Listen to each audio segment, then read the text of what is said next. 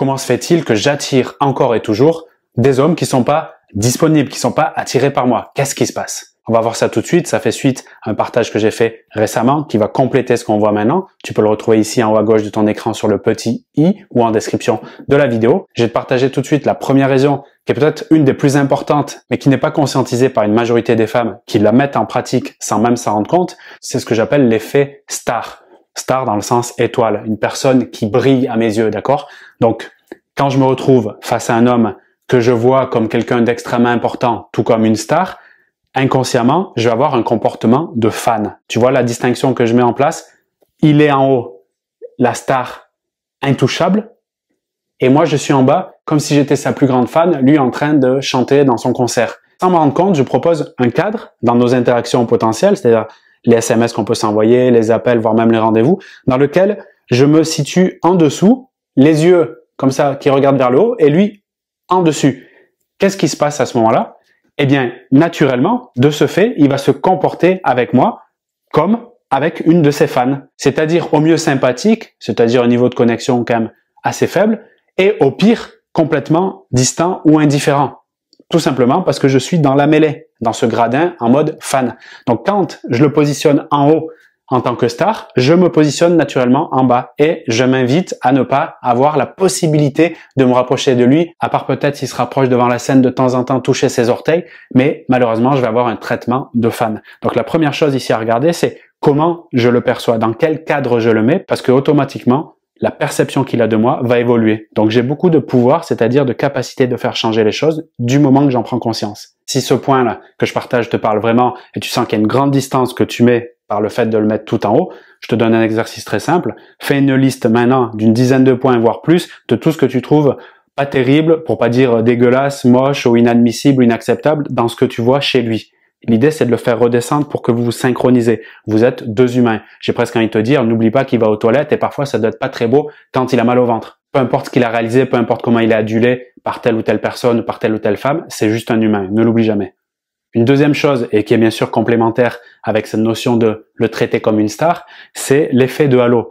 C'est-à-dire lui donner de prime abord des facultés, des compétences qu'il n'a pas forcément. Exemple, je le trouve beau, bien habillé, souriant, et je vais automatiquement, sans m'en rendre compte, donc d'où l'idée de conscientiser par le fait de partager cette vidéo, fais une pause et réfléchis-y juste, je vais lui conférer des attributs d'un homme qui est engagé, fiable, capable, alors qu'il me l'a pas démontré. Il a juste fait un beau sourire avec le charme que tu lui connais. Donc là, il y a un décalage, il peut y avoir un décalage entre ce que tu estimes qu'il peut être dans sa personnalité et aussi dans ce qu'il peut faire par rapport aux éléments que tu as en face de toi, juste un homme qui te fait un beau sourire. Je simplifie un max, mais tu as compris l'idée. La solution pour pas se faire biaiser, pas baiser j'ai dit, biaiser par rapport à cet élément-là, cet effet de halo, c'est tout simplement de prendre son temps. Faire plusieurs rendez-vous, plusieurs SMS en utilisant la méthode qu'on a vue dans le premier point. Ne pas oublier qu'il va aux toilettes, c'est pas beau à voir, plus toute la liste que tu as décrite. J'ai une femme que j'accompagnais il y a quelques temps qui me disait, en ayant fait cette liste, qui l'a beaucoup aidé, malheureusement, de temps en temps, il y avait une haleine qui n'était pas très fraîche, d'accord? Ça peut arriver, ça nous arrive aussi. Mais quand c'était récurrent, pour elle, ça avait fait un effet de, je le fais descendre de sa scène, que c'est moi qui ai inventé finalement, l'endroit où il était, pour revenir à un niveau plus humain.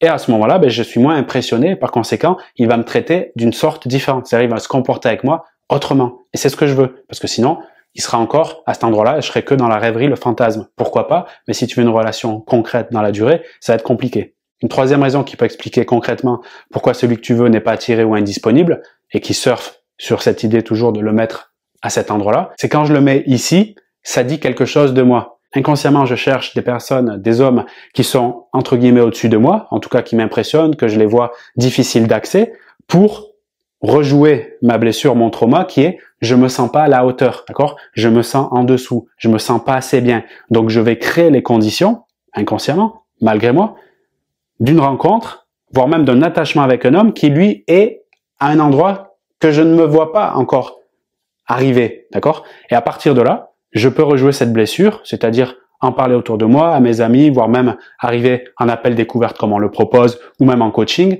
en disant « je suis pas intéressante, je comprends pas pourquoi les hommes ne sont pas attirés par moi, je suis pas assez bien ». Et oui, je le crois dès le départ, parce que certainement peut-être un de mes parents ou une relation passée m'a fait croire cette idée-là, qui est restée comme vraie pour moi. Et à partir de là, je vais créer des conditions pour vivre à nouveau le fait que je suis en dessous, que je suis en bas, pas assez bien, etc.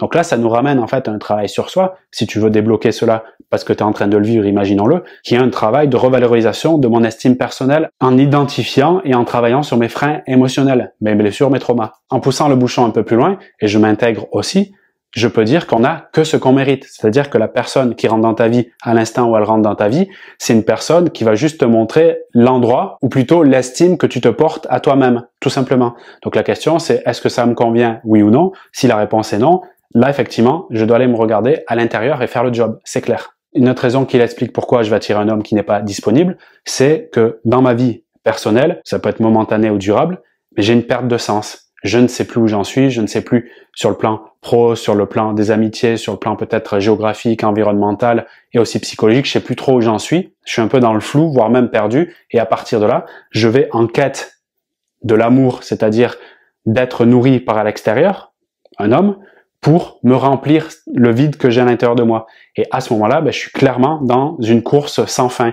Et le vide, finalement, que j'ai en moi, cette perte de sens, quand je cours après la relation pour obtenir de l'énergie positive, de l'amour, de l'attention, etc., l'homme que je vais rencontrer ou les hommes que je vais rencontrer vont le ressentir. Et comme par hasard, ces hommes vont me permettre, je dis bien me permettre, de ressentir encore plus de vide, de manque. Donc c'est important de comprendre ça, qui est vraiment le b.a.-ba, si tu veux, du schéma de l'attirance, qui est que si je suis vide à l'intérieur, si c'est le flou dans ma tête, si je me sens un peu fragilisé, toute quête d'amour ou de recherche du bonheur extérieur me ramènera à ma fragilité, à mon vide intérieur. Donc c'est le serpent qui se mord la queue.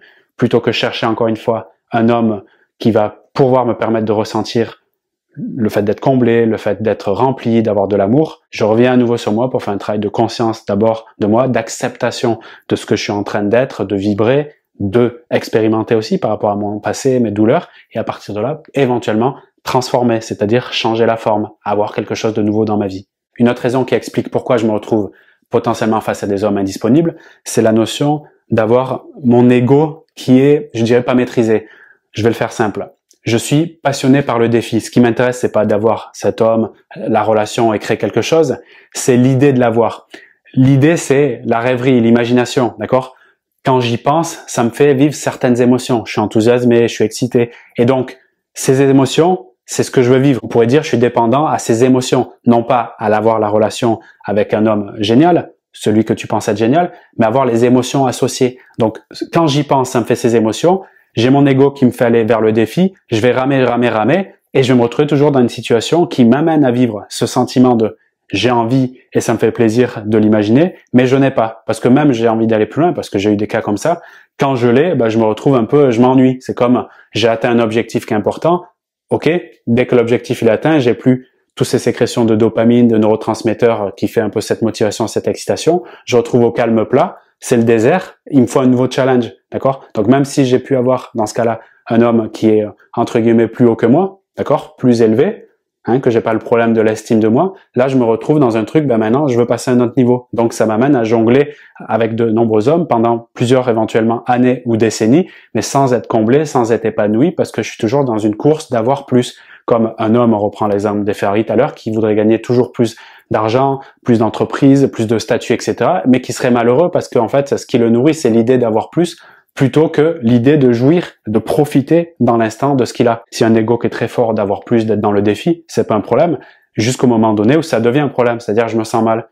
Une des bonnes solutions à mettre en place ici, c'est de travailler sur la gratitude, faire une pause et reconnaître le chemin parcouru, reconnaître que ce qui est là, c'est génial, et de citer les éléments qui sont géniaux dans le quotidien. D'ailleurs, on peut le faire avec soi d'abord au préalable, avant de le faire avec l'homme et la relation, ce qui permettra d'atténuer ce truc de défi, de challenge en permanence. Encore une fois, si ça devient difficile et j'en ai marre d'enchaîner les rencontres et je suis plus, on va dire, aligné avec ce que je veux, quelque chose de plus stable et durable. J'ai envie de te poser une question pour finir cette vidéo. Quels sont, toi, les éléments que tu as constatés qui pouvaient expliquer pourquoi tu as attiré un homme qui était indisponible? Je serais très heureux de te lire dans la zone commentaire pour que tu puisses partager tout cela à moi et aussi aux jeunes femmes qui vont se connecter à cette zone. Merci pour ton attention. Je t'envoie tout mon soutien dans ce que tu es en train de traverser maintenant, que ce soit agréable ou non. Et je te dis à très vite pour une prochaine vidéo.